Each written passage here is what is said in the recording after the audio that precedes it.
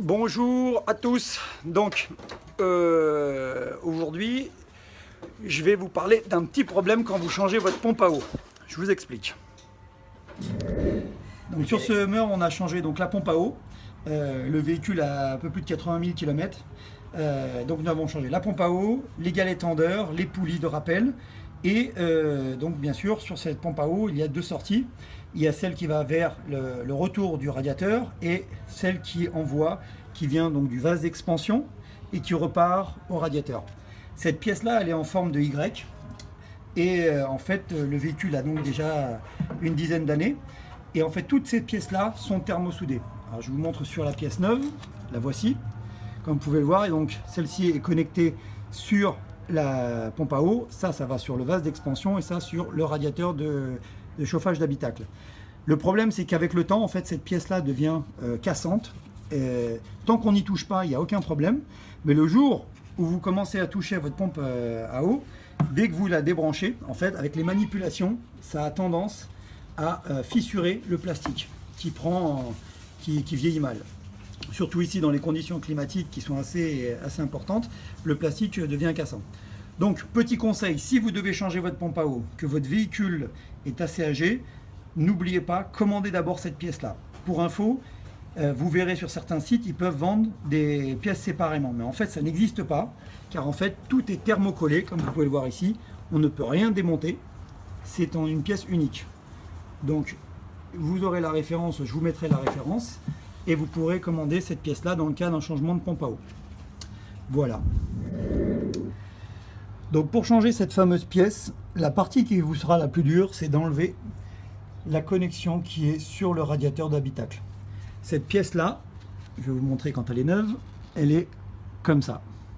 Le problème, c'est qu'il n'y a aucun moyen de l'enlever et cette partie qui est cette partie supérieure ne s'enlève pas. Donc, je l'avais fait une fois, mais je ne m'en rappelais plus. Donc, du coup, voilà. Il faut simplement couper le tuyau au plus près ici, c'est-à-dire couper ce tuyau-là, ok. Et ensuite, avec une pince de type comme celle-ci, voilà, bien l'attraper sur chaque côté et tirer d'un coup sec, mais en le faisant tourner légèrement de façon à ce que ça passe autour des ergots que vous voyez là.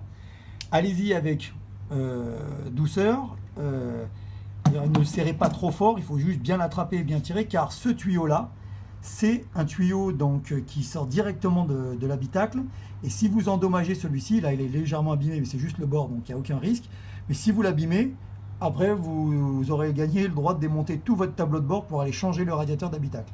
Donc voilà, cette pièce-là, elle est comme ça, et on tire sec. Mais vous ne pourrez pas le faire à la main, car les ergots qui sont là, en fait, se bloquent à l'intérieur. Donc, avec une bonne pince, on l'attrape et on tire le plus droit possible. Donc voilà, on a démonté maintenant donc, le fameux ancien tuyau. Donc, comme vous pouvez le voir sur le vase d'expansion, c'est simplement un petit clip qui est là, métallique.